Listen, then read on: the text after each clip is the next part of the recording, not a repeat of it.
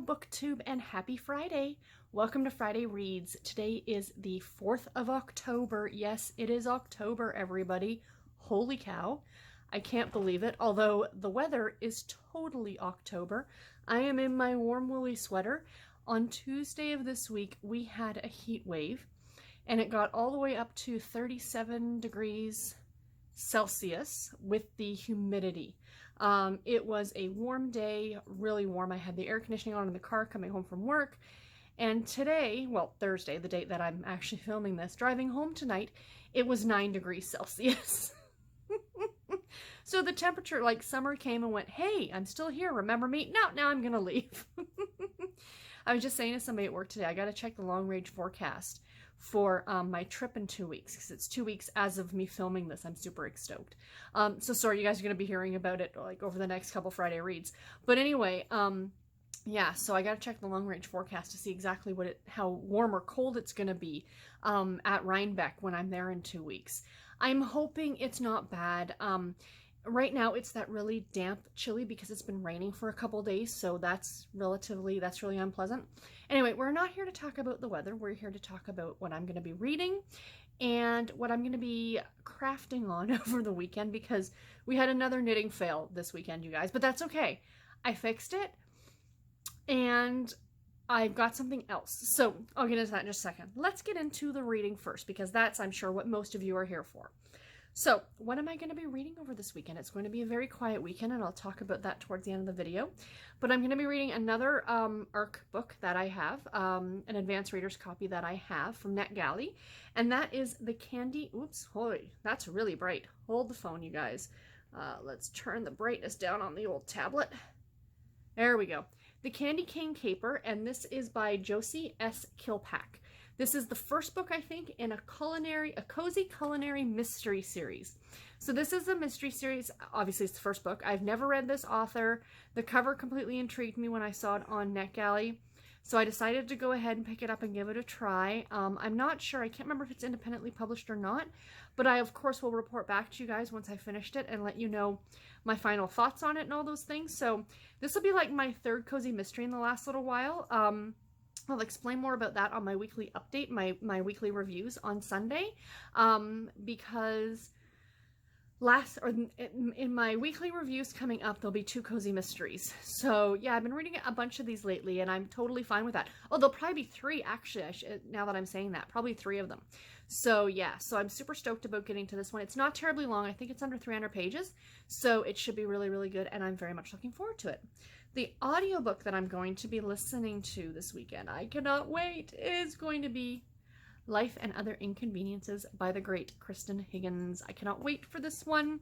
I have been anticipating this one since last summer when I saw that it came out, or that she was going to be coming out with a new book. And then this book actually I think came out in August. I did snag a copy on audio. Obviously, I said I'm going to be listening to it on audiobook. So I'm very excited. All that I really know about it is that it is about a grandmother and a granddaughter who had problems when the granddaughter was younger, and the granddaughter got pregnant like in high school, and then the grandmother kicked her out, and now it's 20 years later or something like that, and the grandmother needs her help. So they come back together, and I think there's like 4 different narrators on this, so I'm super stoked about it. I, of course, again, will report back once I'm done. I am so excited about this one. I cannot wait. It's going to be fantastic.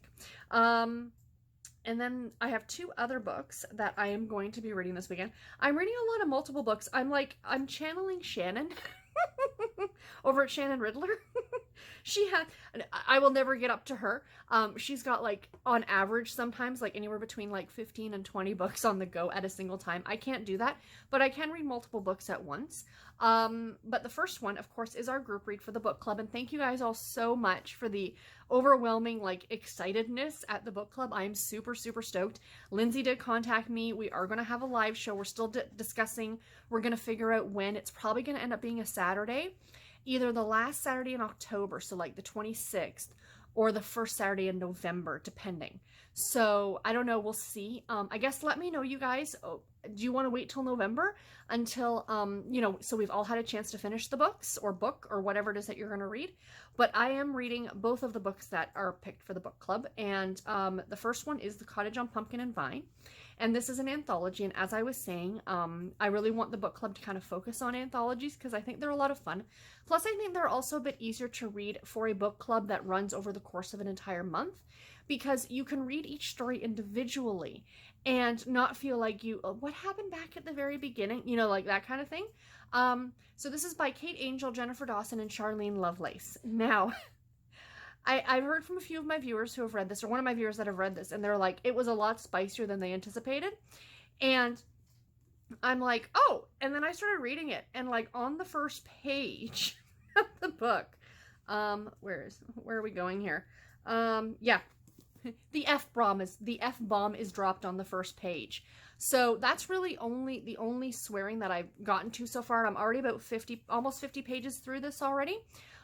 So the swearing seems to be at a minimum, but the spice level on this book, from my understanding, it's going to be high. That's what my viewer was telling me, and I've noticed that myself. It's very adult. Now, we haven't gotten into any graphic scenes yet, but a lot of stuff is being discussed and things like that. So I guess tread with caution, maybe? I didn't know. I would have never thought that. I honestly wouldn't have. I assumed that this was going to be like more of a sweet romance, but it is what it is. So, you know, if that is something that bothers you, I apologize. I didn't know. I want people to start putting that now on Goodreads, like in Goodreads reviews, and going like, spice factor high. Spice factor, extra pumpkin spice.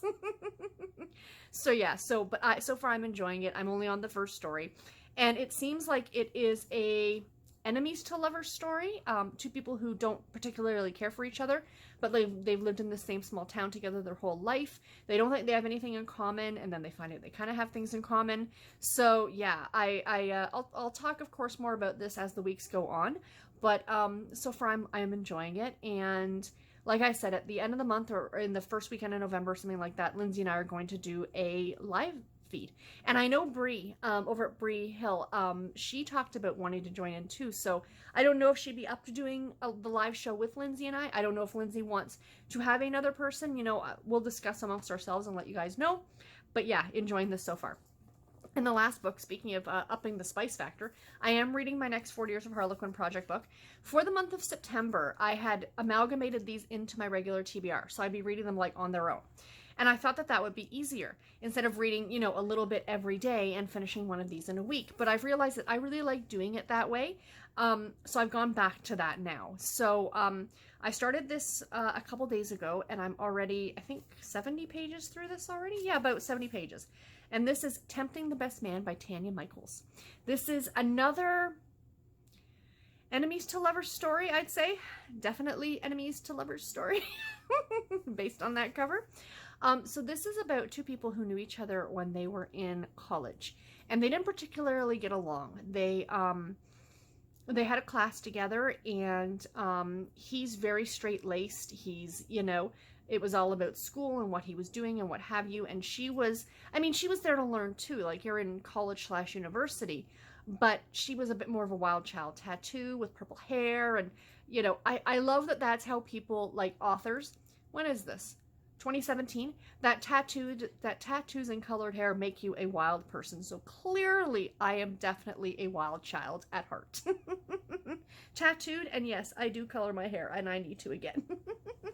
But yeah, I mean, you know, I just love that that's the fact that that's what makes it, you know, not the norm. But anyway, they have now met back up. It's 10 years later, and she is an event planner, and she is doing his best friend's wedding. And he is obviously the best man. So far they have met back up, and he kind of keeps putting his foot in her mouth with her.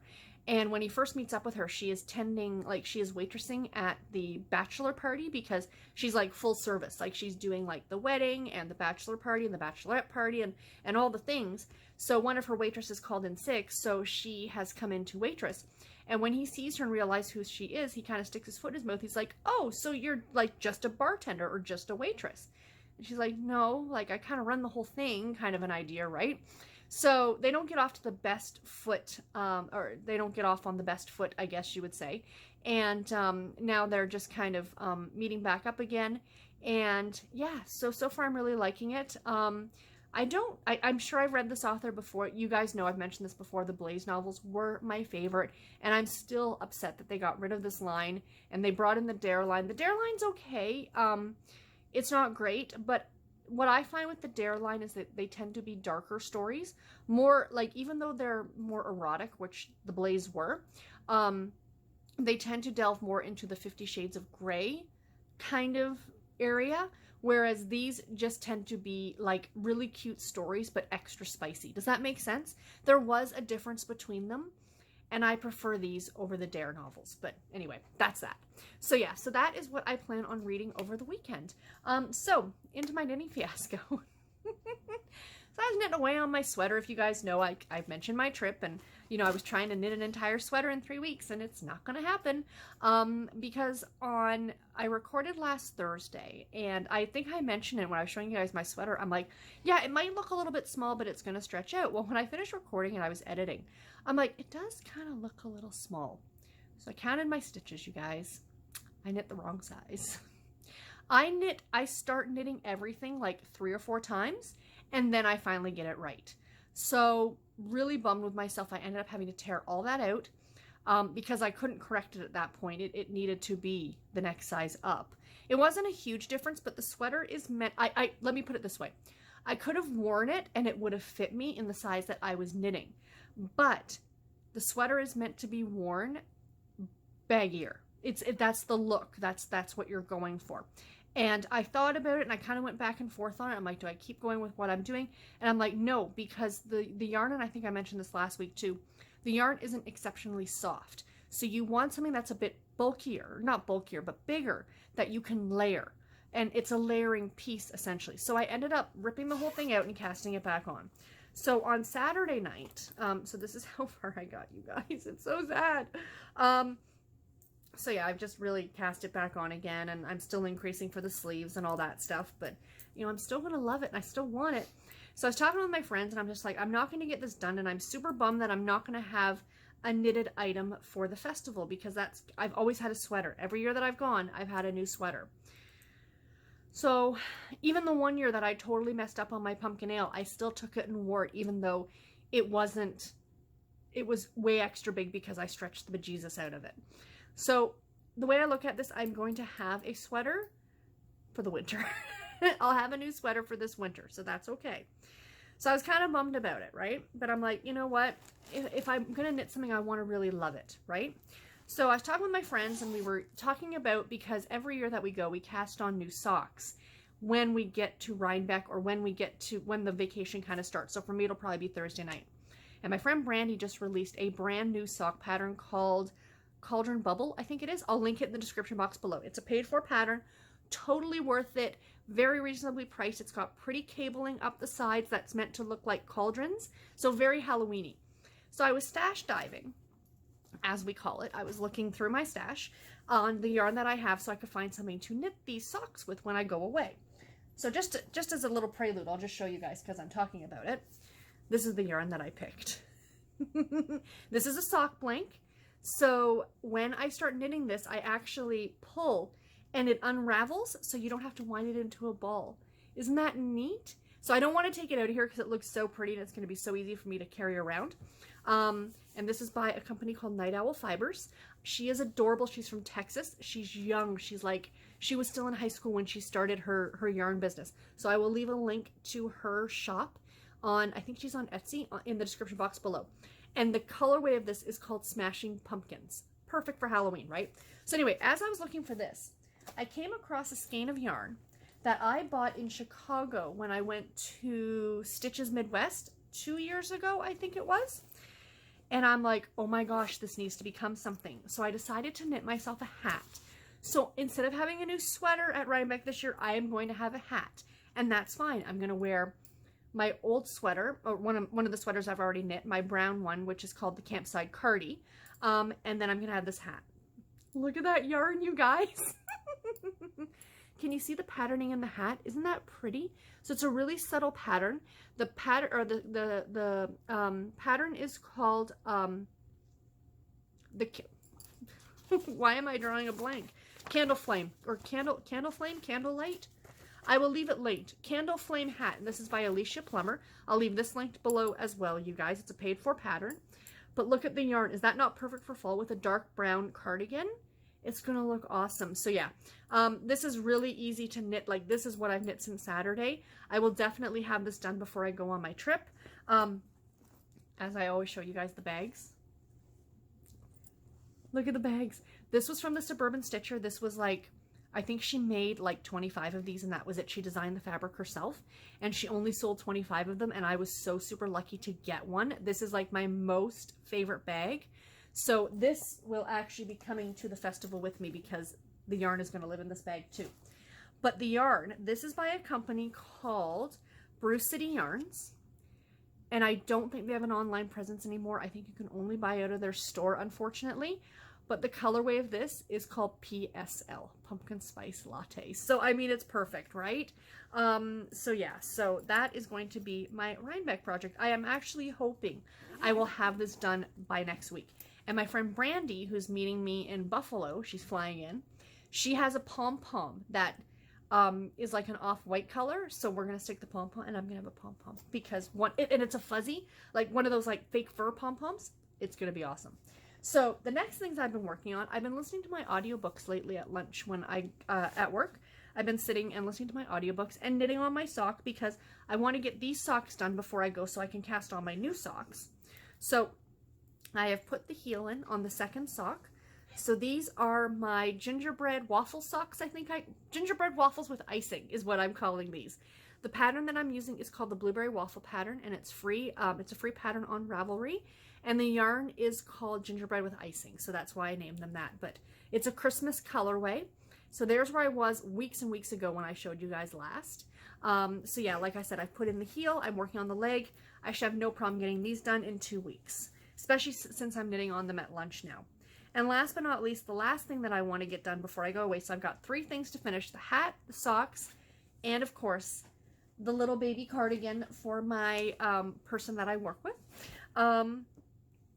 I just have to put the sleeves and the button band on this, you guys.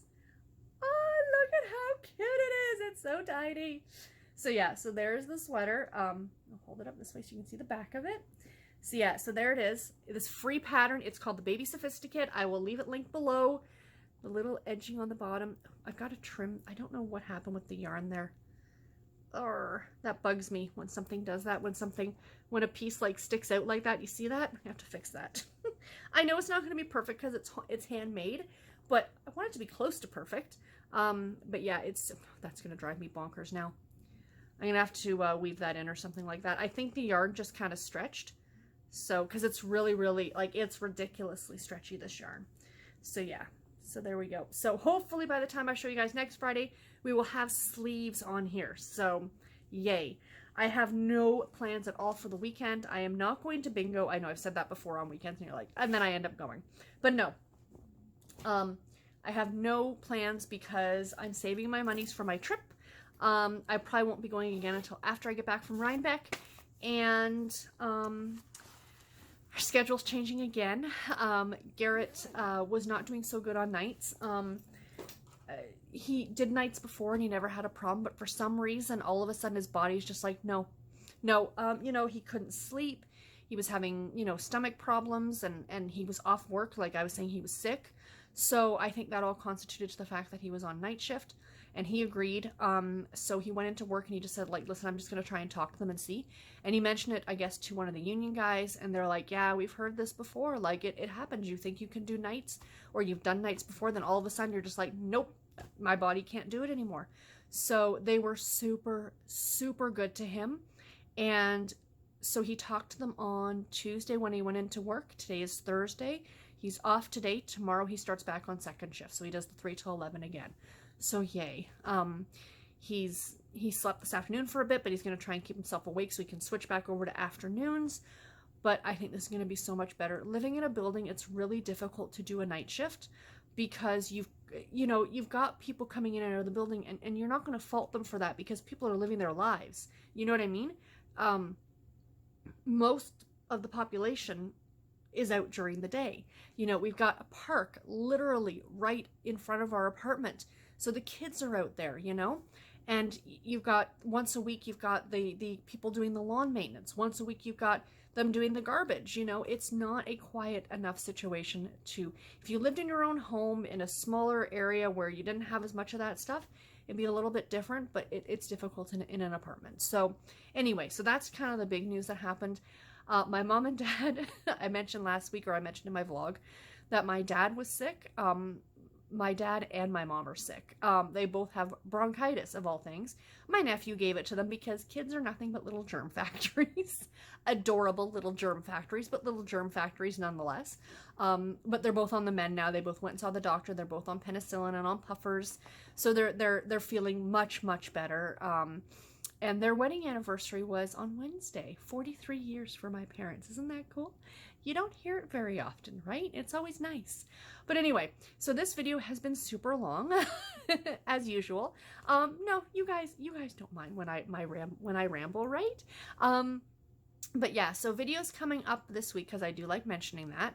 What are we doing this week? Let me check. So my weekly reviews are going to be up this week. I think I'm going to have 5 books, maybe. I can't remember. And then I'm going to be doing my September wrap up. September was the lowest month that I've had for reading in terms of number of books. I finished 21 books in September. And I'm fine with that. I am perfectly okay with that. It doesn't bother me in the least. I'm happy with everything that I read. I had no 5 stars this month or in September, but that's perfectly okay. And then the other video that I'm going to be doing is the Guilty Reader tag. I was just looking for a tag to do, and that one looked like fun, so I thought I'd do that one. So those videos are coming up this week, as I said, along with my weekly reviews. And yeah, but anyway, you guys, I will let you go. Please let me know in the comments below, what are you reading this weekend? Are you doing anything fun this weekend? And until my next video, everybody, take care and happy reading. Thank you all so much for watching. Bye, guys.